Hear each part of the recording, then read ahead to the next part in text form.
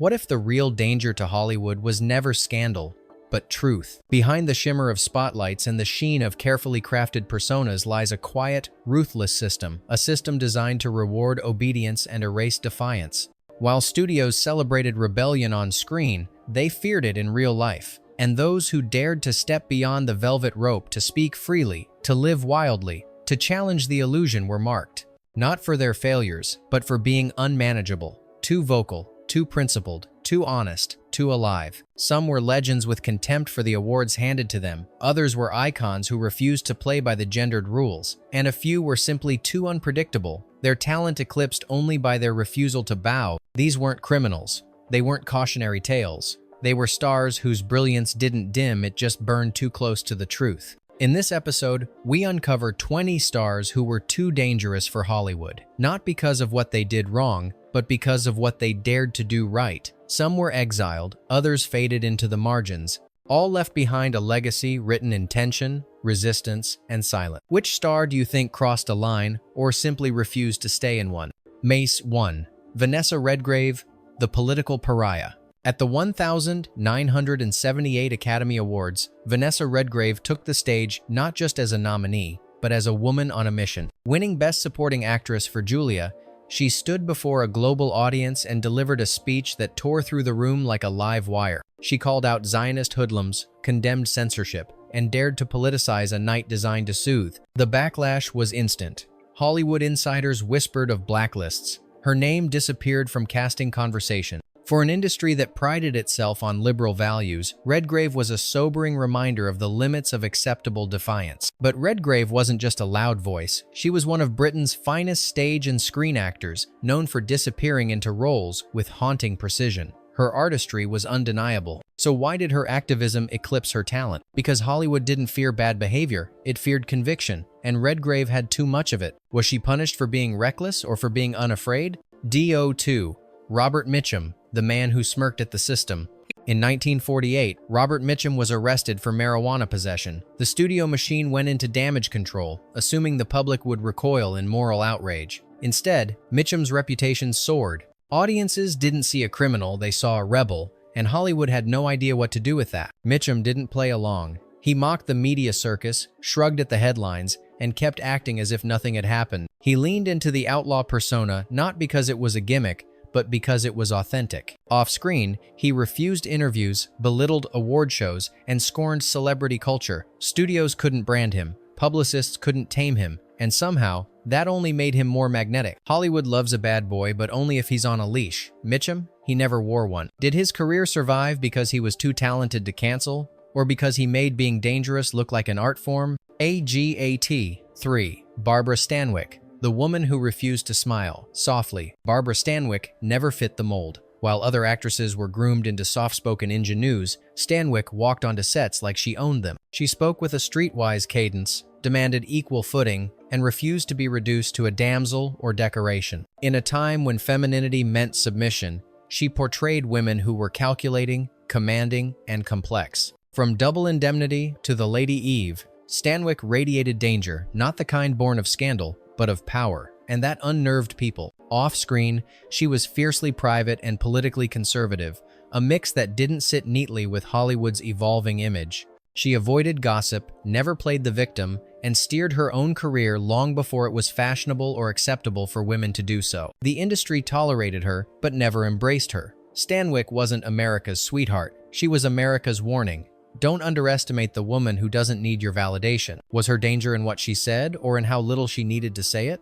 1-4. George C. Scott, the man who rejected the crown. When George C. Scott won the Academy Award for Best Actor in 1971 for Patton, he didn't show up. Not because he was ill, not because of scheduling conflicts, but because he believed the Oscars were a meat parade, a grotesque spectacle that cheapened art into competition. He had warned the Academy months in advance not to nominate him. They did anyway. He won anyway, and he rejected it publicly. In an industry obsessed with validation, Scott's defiance was heresy. Studios viewed him as difficult. Directors worried about his temperament. But Scott wasn't unpredictable. He was principled, and that was far more dangerous. He chose theater over press junkets, silence over soundbites, solitude over celebrity.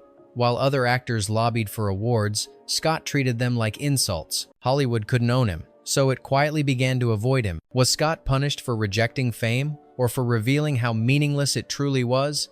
5. Jane Fonda. From Hollywood royalty to Hanoi Jane. Jane Fonda wasn't just an actress, she was a dynasty, daughter of Henry Fonda, the face of American integrity. But when she spoke out against the Vietnam War and posed for photos with the North Vietnamese, she shattered the illusion of inherited patriotism. The media branded her Hanoi Jane.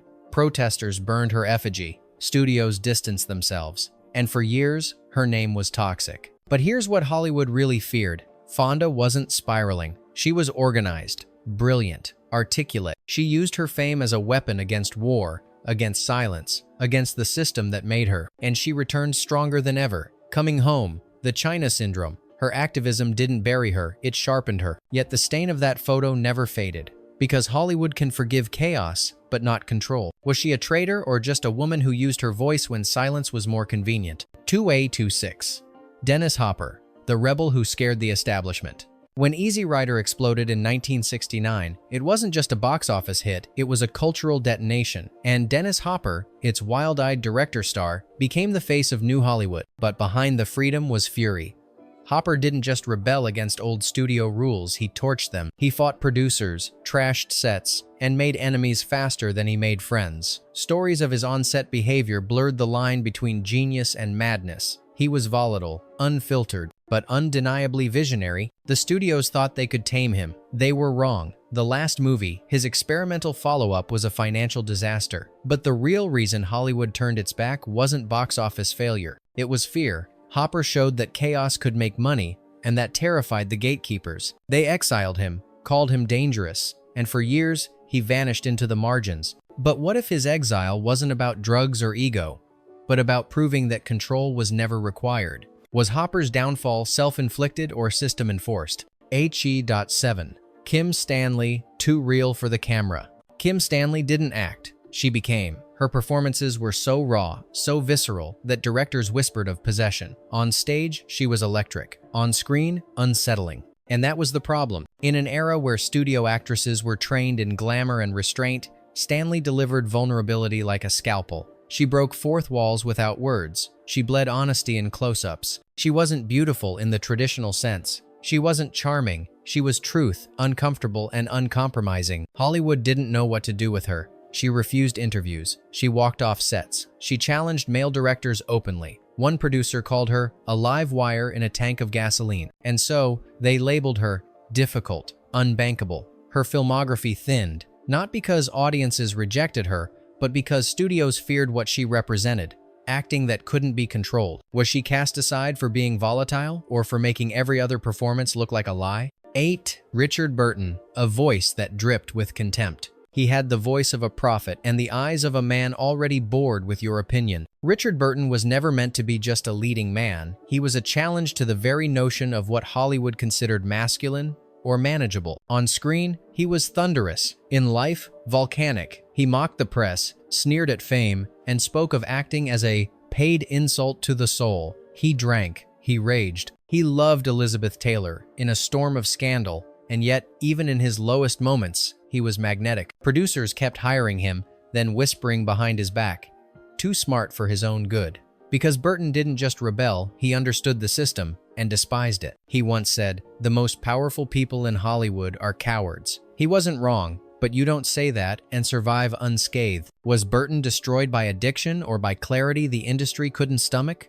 Number 2. 9. Faye Dunaway, brilliance wrapped in fire. There are legends. And then there's Faye Dunaway, an actress whose intensity blurred into ferocity. On screen, she was mesmerizing. Bonnie and Clyde, Chinatown, Network. Off-screen, she became a Hollywood cautionary tale. Crew members described her as demanding. Directors used harsher words. Her reputation for being impossible eclipsed her talent in industry circles. But what if the truth was more uncomfortable? Dunaway demanded precision, demanded truth in performance, demanded not to be condescended to by men with less talent and more power. She fought for scenes, for lines, for dignity. And when women do that in Hollywood, they aren't called perfectionists, they're called dangerous. The industry turned on her slowly, less offers, more gossip, until even her brilliance couldn't cut through the shadow of her reputation. Was Faye Dunaway too difficult, or simply unwilling to shrink herself to fit their frame? 10. James Woods, the mouth Hollywood couldn't muzzle. James Woods never knew how to play nice. Razor-sharp intellect, unapologetic opinions, and a Twitter feed that burned bridges faster than agents could rebuild them. He wasn't just controversial, he was radioactive. And yet, for decades, Woods was electric on screen. From Salvador to Videodrome, he brought a manic, cerebral energy no one else could replicate. But Hollywood doesn't just reward talent, it demands compliance. And Woods was allergic to that. His politics became a lightning rod. Casting offers dried up. Networks distanced themselves. But it wasn't just what he believed, it was how loudly he said it. Woods didn't whisper dissent, he screamed it. Mocked Hollywood's hypocrisies, named names, refused to grovel. And for an industry that survives on illusion and alliances, that made him more than controversial. It made him a threat. Was Woods exiled for being abrasive or for daring to call the game what it really is? 11. Sean Penn, the volcano in a suit. Sean Penn is a paradox, a two-time Oscar winner who's also thrown punches at paparazzi, a humanitarian who's faced allegations of violence, a leading man who always seemed one explosion away from self-destruction. Hollywood wanted to market him as brooding and brilliant, but not ungovernable. Penn refused the bargain. He made Dead Man Walking and then raged at reporters. He gave interviews that read like manifestos. He traveled to conflict zones, met with dictators, called out American hypocrisy, and kept working anyway. Why? Because he was too good to ignore, but also too combustible to promote. Studios admired him, PR departments feared him, co-stars respected him at a safe distance. Penn didn't rebel to brand himself. He did it because he couldn't stomach pretense. And in a town built on performance, that's scarier than any scandal. Is Penn a tortured genius or a mirror Hollywood refuses to look into? 12. Shelley Winters, the woman who couldn't be silenced. Shelley Winters wasn't subtle. She was a two-time Oscar winner, yes, but more importantly, she was a force of nature. Loud, opinionated, and fearless. She made sure no one forgot she was in the room. Winters interrupted talk shows, called out sexism on live television, publicly shamed producers who crossed the line. In one infamous interview, she hurled a book at a host who dared to mention her age. Her career wasn't destroyed, it evolved, but the industry never fully embraced her after that. Because Winters committed the cardinal sin of a woman in Hollywood, she demanded space, and she didn't beg for forgiveness after taking it. She could act circles around her peers, but she also demanded better scripts, better pay, better treatment, and she got labeled difficult, unstable, a handful. But what if Shelley Winters wasn't too much? What if everyone else was just too little? Was she silenced because she yelled, or because she said what others only dared to whisper? ATE 13. Mickey Rourke, the beautiful wreck. Mickey Rourke was never meant to play it safe. With matinee idol looks and the soul of a prizefighter, he entered Hollywood like a live grenade. Early roles in Diner and Rumblefish hinted at brilliance. Then came 9.5 Weeks, and Rourke became a phenomenon. But he hated the fame, hated the phoniness, hated being told what to be. So he walked away, back to boxing, back to violence, back to the chaos that mirrored his soul more than any movie ever could. When he returned, his face was different, scarred, remade. But his screen presence had deepened. The wrestler wasn't a comeback, it was a confession. Hollywood loves redemption stories, but Rourke never played by the rules. He made his own and broke them. Was he a cautionary tale or proof that real danger never disappears? It just waits for the right script? 114. Donald Sutherland, the intellectual saboteur. Donald Sutherland was always a little off script. Tall, ghostly, unpredictable, he carried a kind of cerebral menace that defied traditional stardom. But what made him dangerous wasn't how he acted, it was how he thought. A vocal opponent of the Vietnam War, a critic of the very films he starred in, he once said, "I act to undermine." He didn't want to comfort audiences, he wanted to unsettle them. In Hollywood, that's not a flaw.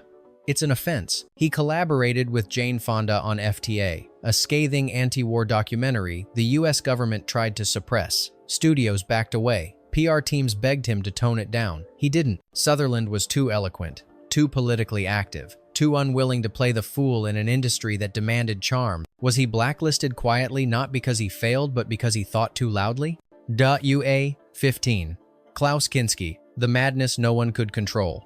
Klaus Kinski was a genius, a lunatic, a fever dream of rage and brilliance. Directors called him a nightmare. Audiences couldn't look away. He brought fire to every frame because he lived on the edge of combustion. His collaborations with Werner Herzog were the stuff of legend and of threat. Fights, weapons on set, allegations. But the camera loved him, and the fear only added to the mystique. No studio could manage him. No co-star could relax near him. Even Herzog admitted he sometimes feared for his life. And yet, Kinski's performances, Aguirre, The Wrath of God, Nosferatu, The Vampire, are burned into cinema history. He didn't act. He invaded. Hollywood kept him at arm's length, not because he lacked talent, but because he reminded them that brilliance, unchained, is terrifying. Was Kinski too wild for the screen or too honest about the chaos within all of us? 116. Marsha Mason, the contract breaker. Marsha Mason wasn't built for rebellion. At first glance, she was the classic 1,970 seconds, leading lady, elegant, sensitive, composed, but behind the grace was a fighter who refused to let Hollywood dictate the rules of her worth. In a time when most actresses signed away their power with studio contracts, Mason read the fine print and challenged it. She rejected roles designed to shrink her. She demanded better billing, creative input, and equal respect, especially when working with her then-husband, Neil Simon. But asking for fairness made her ungrateful. Asking for autonomy made her difficult. When the relationship ended, so did many of the calls from producers. Hollywood has always tolerated ambition in women until it interferes with someone else's control. Was Mason punished for overreaching or for daring to reach at all? 117. Jean Arthur, the star who vanished on purpose. Jean Arthur had a voice like silver and a face made for celluloid. In the 1,930 seconds and 40 seconds, she was box office gold. But the more famous she became, the more she recoiled. She despised interviews, loathed publicity, and walked away from fame at its peak. Unlike stars who burned out, Arthur disappeared by choice. She refused to play the game. No scandals, no red carpets, just silent. She declined film offers, canceled appearances, even dodged photographers like a fugitive. Directors admired her craft but dreaded her unpredictability. She would vanish between takes, cry before scenes, refuse studio demands without explanation. To the industry, she was a mystery wrapped in refusal. Was she too fragile for fame, or did she just see through it faster than everyone else? 118. Rosanna Arquette, the woman who named names. Rosanna Arquette was never the biggest star in Hollywood, but she became its most inconvenient. Long before the Me Too movement erupted, Arquette spoke out about harassment, abuse of power, and the invisible cost of saying no. She named names, refused silence, and paid the price. Suddenly, the roles stopped coming. Films were delayed. Casting directors forgot her number. She wasn't blacklisted, she was slowly, subtly erased. Years later, when the reckoning came, people praised her bravery. But they didn't give her those lost years back. Hollywood loves survivors. It just doesn't love the ones who scream while they're still bleeding. Did Arquette vanish because she was hard to cast, or because she was too hard to ignore? 119. James Coburn, the outsider with a smile. James Coburn had the grin of a trickster and the swagger of someone who'd read the script and tossed it out. A staple of westerns and spy thrillers, Coburn played the tough guy with style. But beneath the Hollywood cool was a man who refused to be molded. He didn't chase prestige. He didn't lobby for roles. He lived off-grid, practiced Eastern philosophy, and avoided the machinery of fame. He said no more than he said yes, and when he said yes, it was on his term. Coburn didn't want to be a star. He wanted to be free. And in Hollywood, that's more dangerous than scandal, because it threatens the entire premise that everyone wants in. He was never bitter, never loud, never political, but his very existence was subversive, a star who didn't care. Did Coburn fade by choice, or was his indifference the ultimate rebellion? 120. Dorothy Parker, the wit that cut too deep. Dorothy Parker wasn't a movie star. She was sharper. A poet, screenwriter, satirist, and member of the famed Algonquin Round Table, Parker brought venom-laced elegance to Hollywood scripts. But she also brought something far more dangerous: integrity. She mocked studio bosses in print. She called out hypocrisy with lethal wordplay. And she never made herself small for male egos. During the McCarthy era, Parker was labeled a communist sympathizer. She was blacklisted, stripped from credits, and reduced to a footnote. But even then, she never softened. When asked how she felt about Hollywood, she once said, "I don't know much about being a millionaire, but I'll bet I'd be darling at it." Hollywood loves a sharp tongue until it turns in their direction. Was Parker blacklisted for her beliefs, or for being the only one clever enough to say them out loud? Bonus fact: John Garfield, the star that UAC erased. John Garfield should have been a legend. With his rugged charm and emotional depth, he was on track to be a leading man for decades. But in the late 1940 seconds, as the Red Scare swallowed Hollywood, Garfield refused to name names before the House Un-American Activities Committee. He denied being a communist, but he also refused to betray friends. That silence spoke louder than any confession. The studios turned cold. Projects vanished. His name was scrubbed from marquee lists. In 1952, Garfield died of a heart attack alone, blacklisted, and only 39. The tragedy wasn't his politics. It was that his integrity cost him everything, and Hollywood never said thank you. Was Garfield a victim of paranoia, or a martyr to the truth no one wanted to face? Hollywood's golden age wasn't built on silence, it was enforced by it. These stars didn't fall from grace, they were pushed, not for crimes, but for courage. Not for scandals, but for refusing to be manageable. They weren't dangerous because they broke rules. They were dangerous because they exposed them. Some were erased, others fought back. All left behind, traces the system couldn't fully bury. Which of these stars do you think pose the greatest threat to the illusion Hollywood built around itself? Comment below. Subscribe for more truths behind the curtain. And remember, sometimes the most dangerous thing in Hollywood is honesty.